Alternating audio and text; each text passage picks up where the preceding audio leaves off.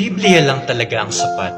Bakit libo-libo ang denominasyon ng Kristyanismo ngayon? Pare-pareho naman sila nagsasabing iisa ang batayan, ang Biblia. Pero bakit magkakaiba ang aral? Bakit may nagtuturo ng ganito? May nagtuturo ng kabaliktaran? May nagsasabing tama ito habang sinasabi ng iba na mali? Hindi ito tanong para manira. Ito ay tanong para hanapin ang katotohanan. At madalas ganito ang maririnig natin. Wala naman yan sa Biblia. Biblia lang ang batayan ng pananampalataya. Hindi kredo, hindi simbahan. Biblia lang. Bilang mga Katoliko, hindi sapat ang sagot na, kasi yan ang turo ng simbahan. Kung tunay nating mahal ang katotohanan, kailangan nating may paliwanag kung bakit ito mismo ang paraan na pinili ni Kristo upang ang kanyang aral ay manatiling buhay, buo at tapat hanggang wakas ng panahon.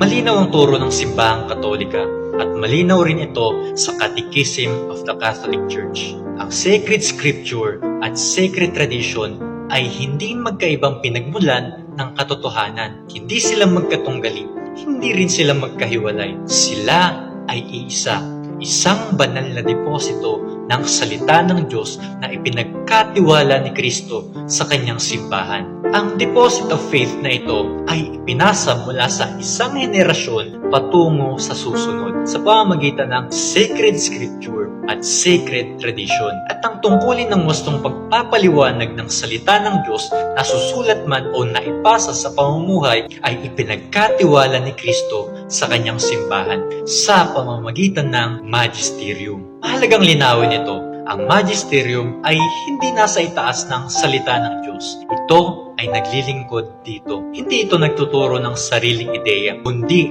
tanging ang ipinasa na sa patnubay ng Espiritu Santo. Ito ang katotohanang madalas hindi sinasabi. Bago mabuo ang bagong tipan, mayroon ng simbahan. Bago may sulat ang mga ebanghelyo, mayroon ng mga apostol na nangangaral. Bago mabasa ang Biblia, mayroon ng pananampalatayang ipinapasa. Ang simbahan ang nagmana ng 46 na aklat ng lumang tipan mula sa mga Israelita at ang simbahan din ang kumilala sa 27 na aklat ng bagong tipan. Noong 393 AD sa Council of Hippo, ginabayan ng Espiritu Santo, tinukoy ng simbahan kung alin ang tunay na inspirasyon ng Diyos at alin ang hindi. Ang 73 na aklat ng Biblia ay hindi basta pinili. Pinili ang mga aklat na tapat sa aral ng mga apostol, malinaw na nagpapatotoo kay Kristo at tunay na nagpapalago ng pananampalataya ng bayan ng Diyos. Kaya malinaw ang katotohanan. Kung wala ang simbahan,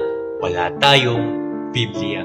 Ang Biblia ay aklat ng simbahan, ipinanganak sa loob ng simbahan at ipinagkatiwala sa simbahan. Bakit mas marami ang aklat ng Bibliang Katoliko? May 7 aklat sa lumang tipan ng Katoliko na wala sa Protestant Bible. Ito ay Judith, Tobit, Baruch, Wisdom, Sirach, and 1st and 2nd Book of Maccabees. Kasama ang mas mahabang bahagi ng Esther at Daniel. Ang mga ito ay bahagi ng Greek Septuagint, ang Bibliang ginamit ng mga apostol at ng unang Kristiyano. Noong ika-16 na siglo, pinili ni Martin Luther ang Hebrew Canon lamang, kaya inalis ang mga ito. Hindi nagdagdag ang simbahang Katolika, pinanatili lamang nito ang tinanggap ng sinaunang simbahan.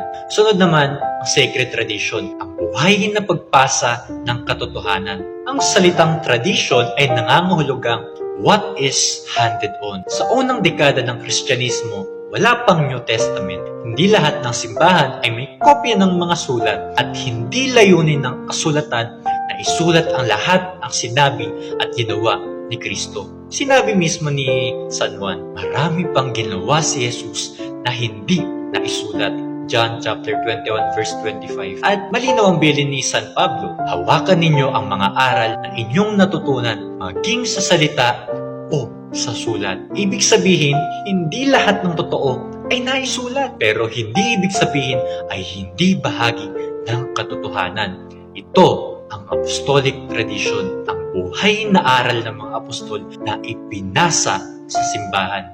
Kasama sa sacred tradition ang mga sulatin ng mga ama ng simbahan at mga kredo tulad ng Apostles' Creed at Nicene Creed. Hindi ito imbento. Ito ay pananggalang laban sa maling aral upang malinaw na maipahayag kung sino si Kristo at kung ano ang tunay na pananampalataya. Ang sacred tradition ay hindi nakapirmi. Ito ay buhay. Habang nagdarasal at nag-aaral ang simbahan, lumalalim ang pag-unawa. Ngunit, hindi nagbabago ang katotohanan. May mga aral na nasa binhi sa kasulatan at namukadkad sa pagninilay ng simbahan sa paglipas ng panahon. Tulad ng aral tungkol kay Maria, purgatorio, mga sakramento at istruktura ng simbahan. Ngunit, malinaw ang tuntunin.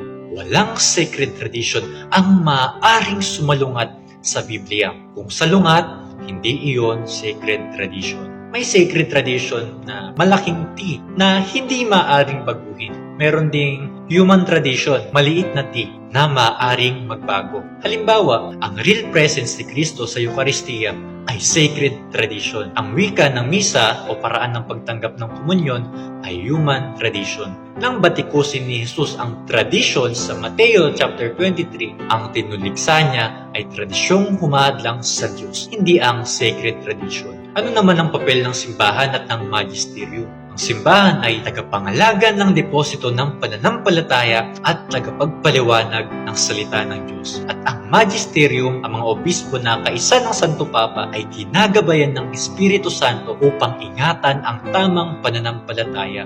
Totoo ito, ang Biblia na walang magisterium ay parang konstitusyon na walang Korte Suprema. Lahat pwedeng magbasa, pero kung walang otoridad na magpapaliwanag, nagiging kaguluhan ang interpretasyon. Hindi binabago ng magisterium ang aral. Ina-apply nito ang walang hanggang katotohanan sa bagong panahon at bagong hamon. Kaya mahalagang tandaan, ang sentro ng pananampalatayang Katoliko ay hindi ang pahina, kundi ang buhay na salita, si Jesucristo. Ang Biblia ay patotoo tungkol kay Kristo. Ang tradisyon ay buhay na pag-alaala kay Kristo. Ang magisterium ay tagapangalaga ng katotohanan ni Kristo. Magkakasama silang naglilingkod upang ang salita ng Diyos ay manatiling buhay, buo at tapat sa bawat henerasyon. Kaya kapag may nagsasabing wala naman yan sa Biblia, ang mas mahalagang tanong ay hindi nasaan ang verse, kundi nasaan si Kristo, sapagkat ang pananampalatayang Katoliko ay hindi pananampalatayang sa isang aklat lamang, kundi pananampalataya sa buhay na salita na patuloy na nagsasalita, nagtuturo at gumagabay sa kanyang simbahan hanggang wakas na panahon.